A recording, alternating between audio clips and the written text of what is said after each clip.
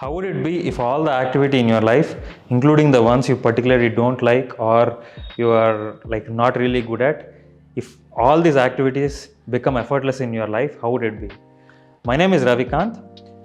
In the first episode of the Effortlessness series, we are going to look at what effortlessness is, why you should probably pay attention to it, why you should particularly listen to me on this, and what it takes for you to make it happen in your life. No matter who you are, work and activity are non-optional in your life.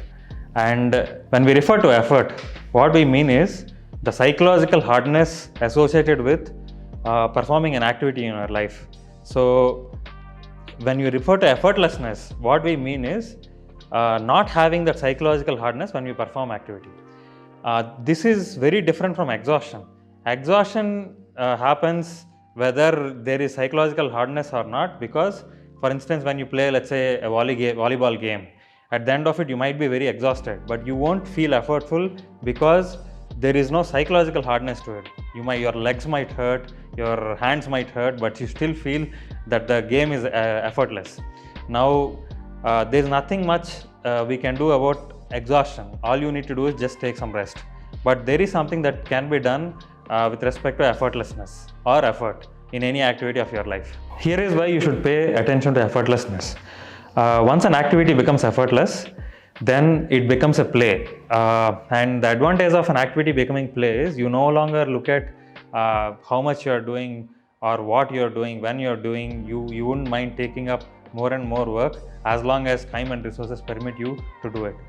The other important impact of effortlessness in your life is that procrastination, stress, all these things don't even show up. Like for instance, nobody gets stressed out by playing a game of football.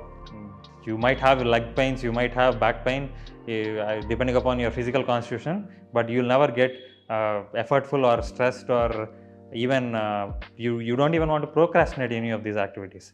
So this should let you know whether this is worth your time or not.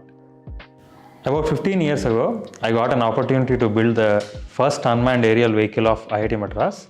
Later, I got a chance to play the role of the student head of a lab called Center for Innovation, from where most of the deep tech startups of IIT Madras come now.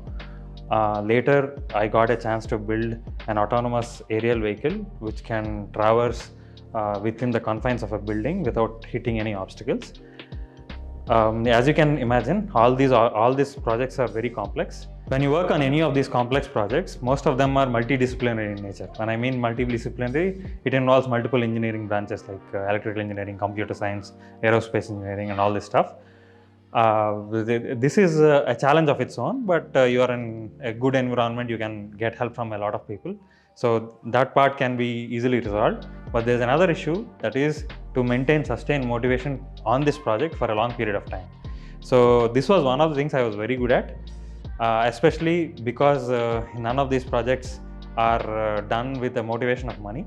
As I was working on these projects, I was looking at the motivation involved from me, or what motivated me to do these things, and whatever motivated me, I used to communicate this to the set of the people whom I'm working with, and that's how we used to stay motivated. As projects went by and as time went by, I started looking at the core of this motivation. Why am I doing all this stuff? What is it that is driving me when I do all these things? As I was boiling down deeper and deeper into this thing, it was always converging back to happiness. Once I saw that everything was converging back to happiness, I wanted to see if there is a direct approach to this. There are two reasons to this.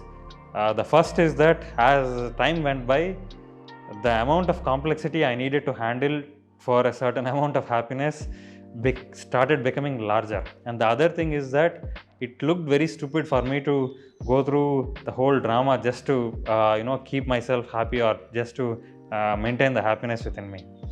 So once this was clear, I started looking at these direct approaches, and that took a few years. And once that happened, it presented a new situation to myself. That new situation is that whenever I work, all those old tactics which I used to keep myself motivated towards a certain activity stopped working, because they're all centered around happiness. And once once the motivation is centered around happiness and you no longer need it, the approach basically fails. And as this situation was hanging in the air and there was no resolution in sight, I was just continuing, and this continued for a few years. And the solution for this happened in a form which I did not expect at that time. The solution to it was that activity started becoming effortless.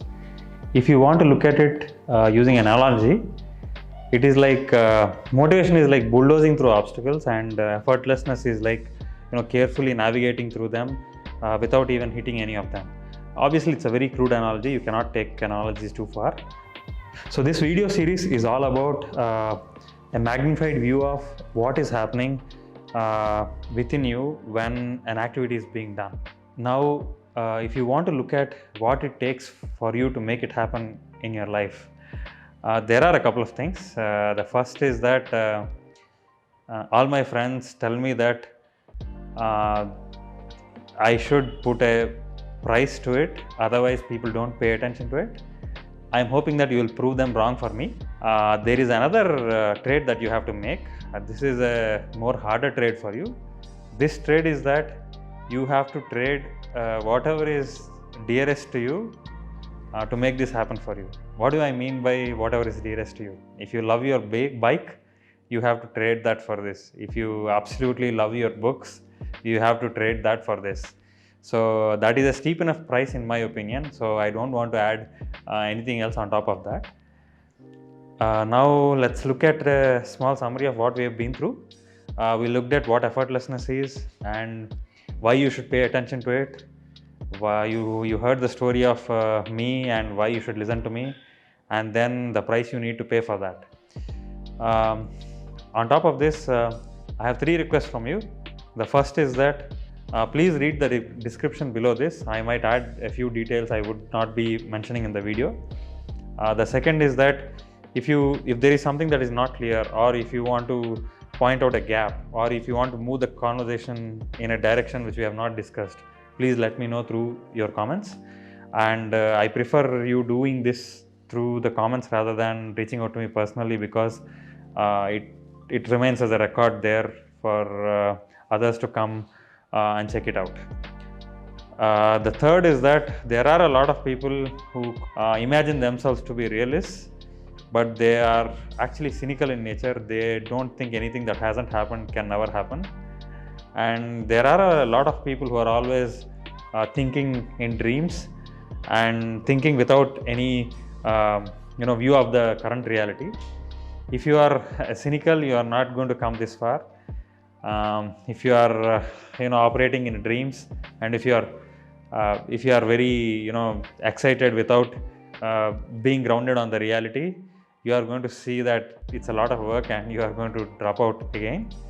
But if you are the kind wherein your feet are on the ground and you are constantly looking for new possibilities, I would like to get to know you.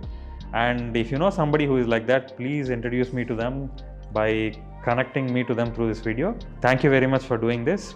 And in the next video, we are going to discuss moving from hypothesis to truth. Let's meet again soon.